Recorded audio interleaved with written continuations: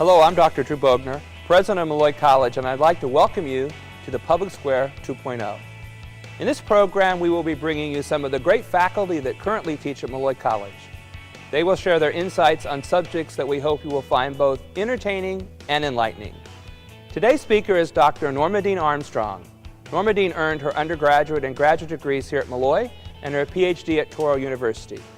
She has presented on the issue of vaccines at the Mayo Clinic, among others, and we're so pleased she could be with us today. Please join me in welcoming Dr. Normadeane Armstrong. Welcome. Thank you, Dr. Bogner, and thank you, everyone. A few weeks ago, my son John and I were watching one of these local news broadcasts, and they had a special segment on what do you do when you have the flu.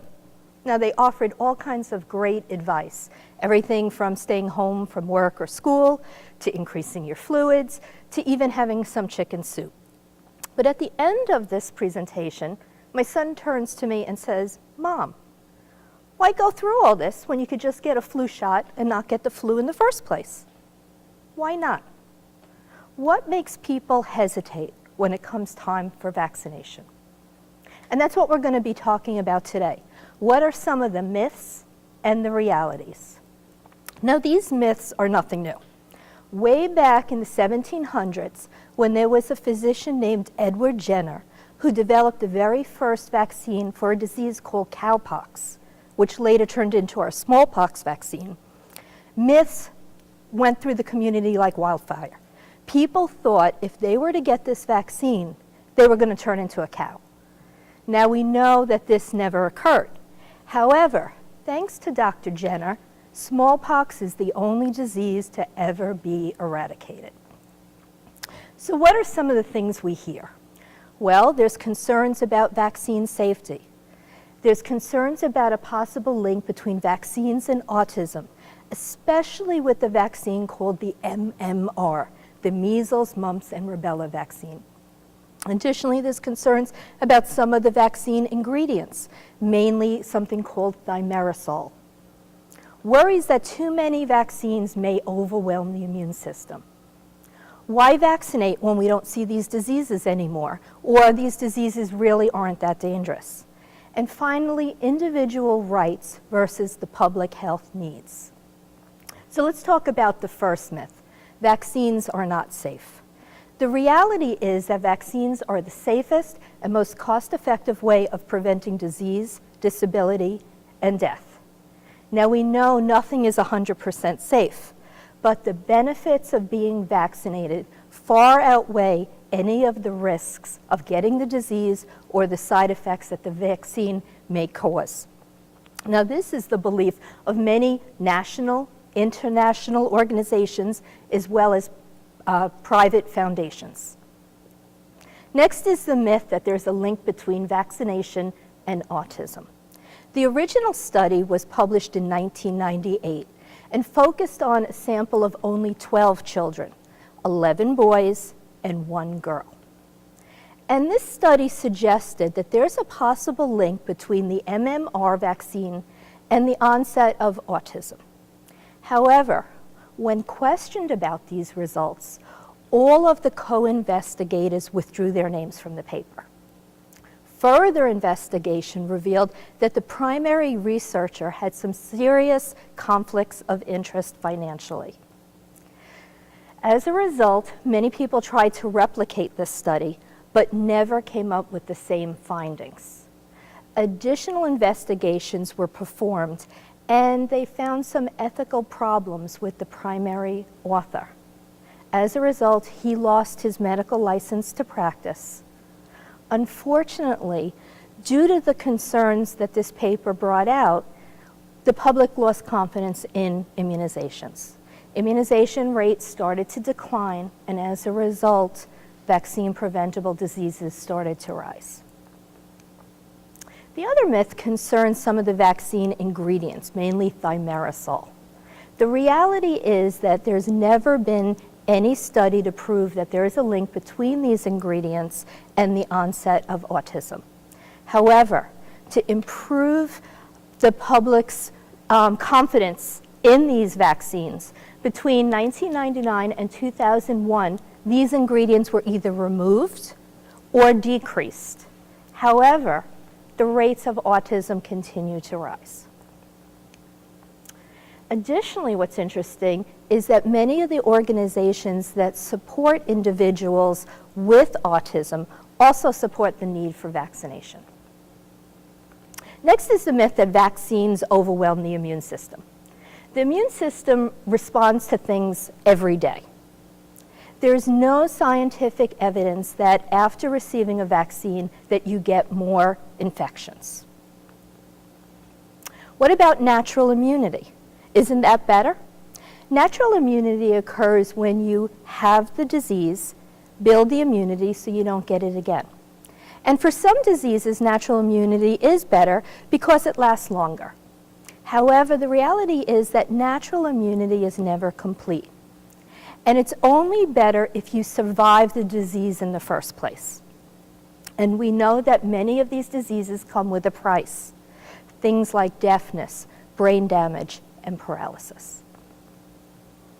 What about herd immunity? Aren't I protected by the herd? The reality is that a certain portion of the population, due to medical contraindications, can't receive vaccination. 5 to 10% of the population never develop immunity despite vaccination. Now, science doesn't understand why this occurs, but we know it happens. Then if the rest of the population don't believe in vaccination, well, you can't hide in the herd if the herd thinks like you do. What about too many vaccines overwhelm the immune system, so why not space them out? Why do we have to give so many vaccines at the same time? The reality is that there's no scientific basis for spacing them out. Additionally, during that timeout phase, you leave your body open to acquiring the disease, thus causing more and more outbreaks and increasing healthcare costs. Why vaccinate when these diseases no longer exist? The reality is that they do exist. We all heard of the recent outbreaks at a popular theme park of measles. Locally, we've had a case of mumps. Whooping cough is spreading throughout the United States, and in countries that don't have strict immunization policies, we're seeing outbreaks of diseases like polio. Individual rights versus public health needs. Now, we all have rights, right? For example, we have the right to own a car. But if we plan on taking that car out in public, don't we have the responsibility to follow the state's laws? We need a driver's license. We need to follow the rules of the road. We need to stop at the stop signs, follow the speed limit, or at least try to follow the speed limit. Same thing for immunization. Every state has their own vaccine laws. And the public needs to be aware that if we don't follow those laws, we leave ourselves open to disease and the potential to spreading it to others. So why have we heard all these vaccine concerns? Well, there's distrust. There's just distrust in the pharmaceutical companies, in the government, in the healthcare practitioners. There's that thought that everybody's out for financial gains. There's uncertainty about some of the side effects of vaccines. We're seeing so many new vaccines being manufactured. There's some legitimate concerns. The rapid increase in the number of cases of autism and the internet. The internet gives us really easy access to all kinds of information. You know, it's that old joke, you know, it must be true because I saw it on the internet. It also allows the media and celebrities to promote many of these myths that we just spoke about. So what's the take-home message? Know your source. If you just do a general internet search of the word vaccine, most of the responses are going to be from anti-vaccine sites. So we generally tell our students to stick to, and you guys know, .gov, .org, .edu. When looking at these sites, make sure that the scientific studies are cited and are current. Make sure that there's no financial conflict of interest. If they're trying to sell you something like a book, it might not be a reputable site. Make sure the writer has experience in the field and there's a lack of anecdotal information. So, in closing, it's important to protect yourselves, protect the ones you love, and as the saying goes, be wise and immunize. Thank you.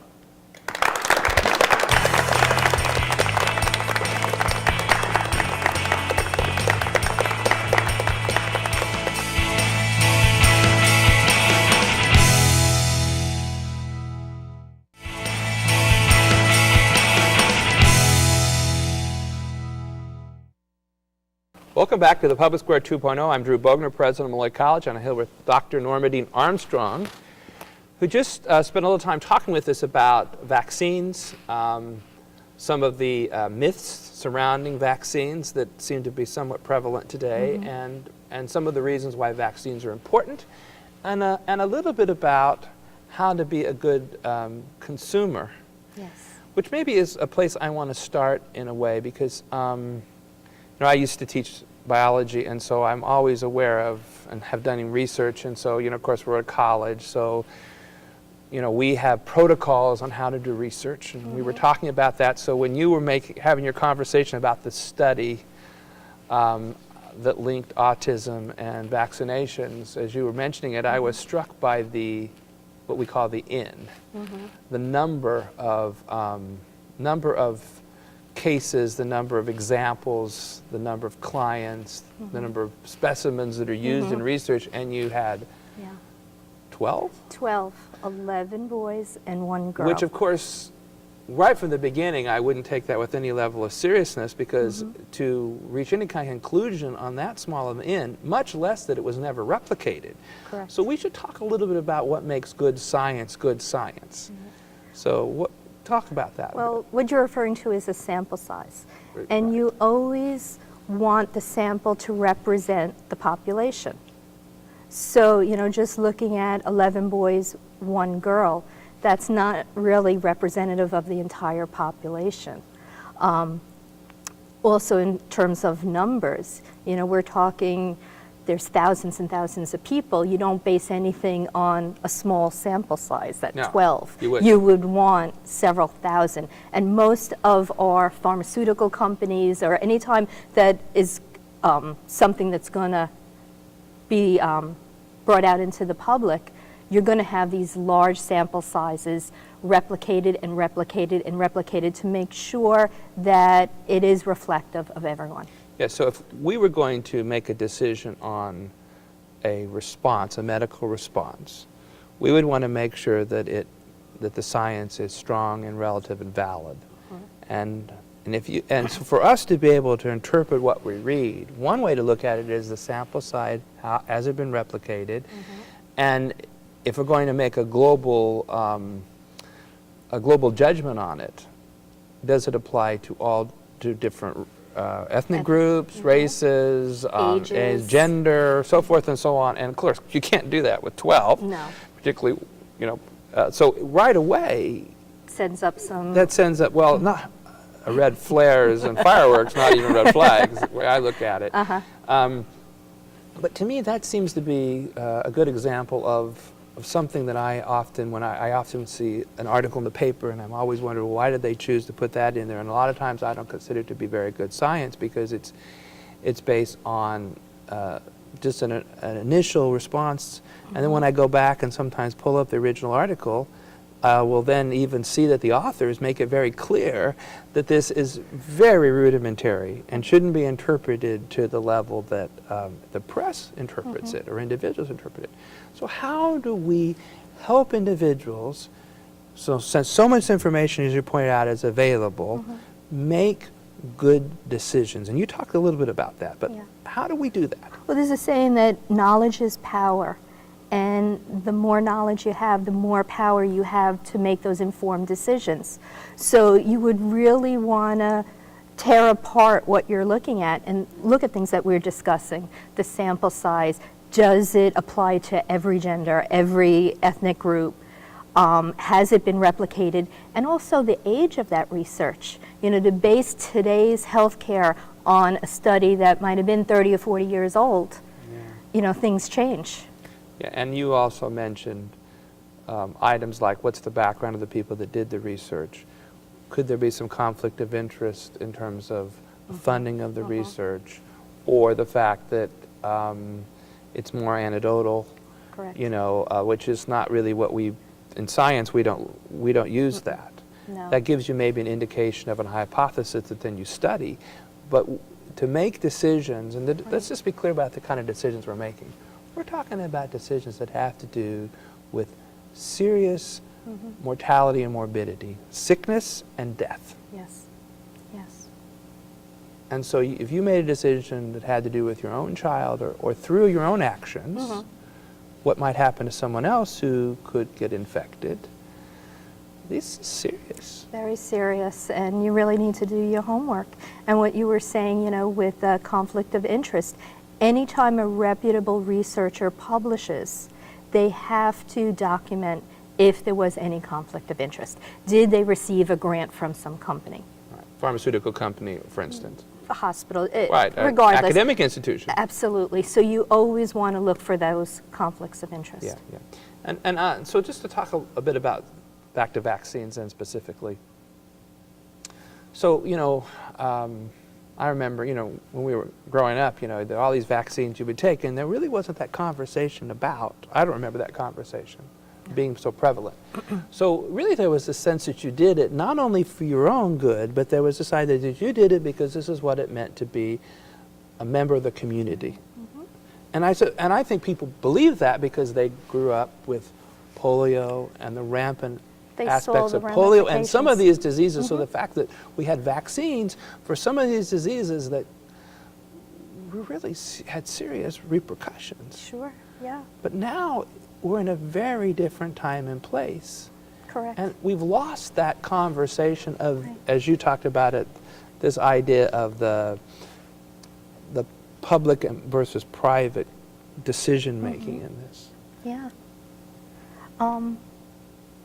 So, you know, how do we change that perspective back? Because the consequences get because if this becomes so prevalent that people opt out, then even for those 4 or 5% that are inoculated and they get the vaccine but it doesn't take, then they become more at risk. Yeah.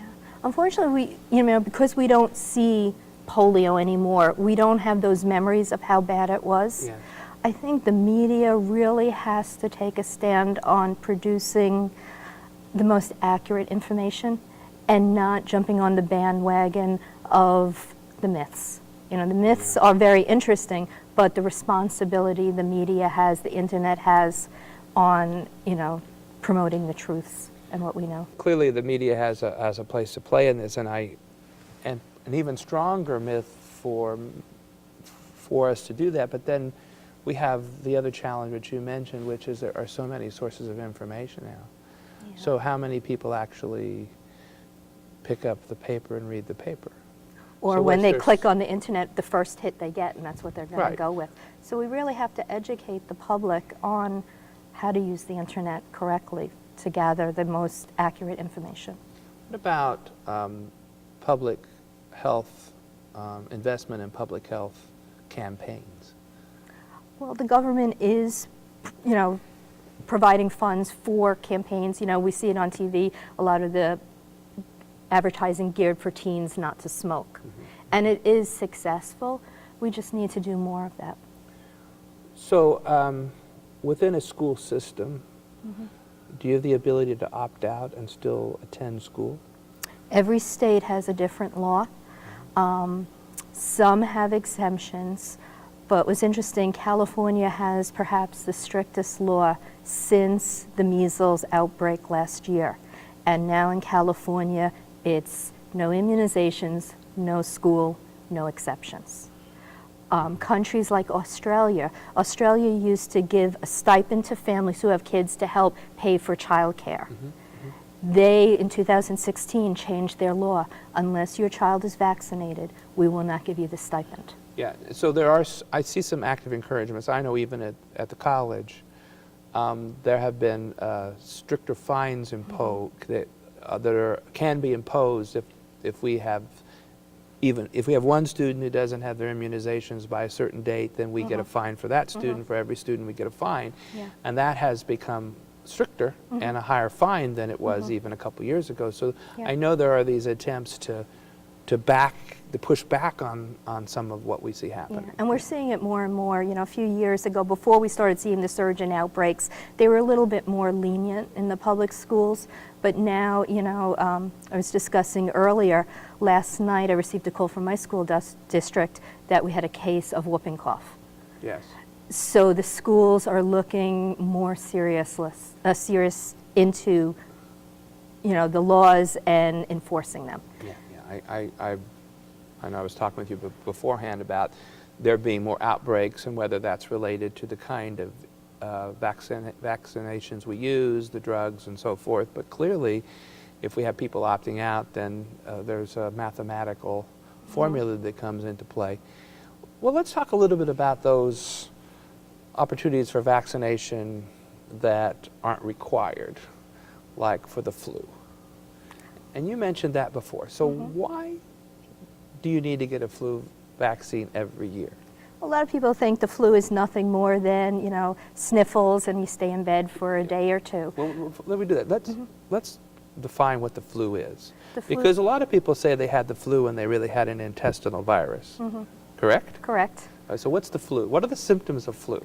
Well, I know it varies a bit. Yeah, most of the viruses, similar symptoms: fever, congestion, sometimes respiratory cough. But each season we have a little variation on the type of flu that we see. So the vaccine will vary from season to season. By saying that you know, you had a reaction to the last flu vaccine, you know, you're not going to get it again, it'll be a different vaccine each year. But as far as being required to receive the flu vaccine, we are starting to see some institutions mandate that their employees get, such as the hospitals. That's what I thought. I'd read that. So, so you would think it would be good practice to get a flu vaccine every year? Absolutely. And there are certain categories where it's really highly recommended, such as? Children, anybody that has a chronic medical condition will require a flu vaccine to prevent the complications, because for some individuals, just upper respiratory infection can then lead into more serious conditions. Yeah, so I know that, and it's okay, I know this might violate the HIPAA law, but I'm the one talking about it. So I ended up getting the flu first time really seriously when the vaccines weren't available, and we ran out of vaccines and I couldn't get a vaccine in time, and then I ended up with the flu when for the first 4 or 5 days I was off for the Christmas holiday. It was not very pleasant at all. All. And it was funny that you were saying that. The year that we ran short of the flu was the year that everybody wanted the flu shot. Exactly. Well, that's part of the reason we ran out. Because there was all the conversation in the press about how serious the flu was going to be. And what do you mean I can't get it? It's my own fault. I know. I'm sure I had an opportunity here at the college to do it. But anyway. Yeah. So just a couple last recommendations to people about vaccines. Do your homework. Make sure that you're looking at reputable sites. You know, make the best informed decision for you and your family. Right. And I think that applies to whether we're talking about vaccinations or any kind of other kind of medical treatment. And we live in an age where we do make a lot of our own decisions that influence our own health care. So I appreciate you coming and sharing with us. So thank you for joining us on the Public Square 2.0. And I'd like to have you help me thank Normadeane Armstrong, Professor of Nursing, for being with us today and talking about health care and vaccines. Thank you.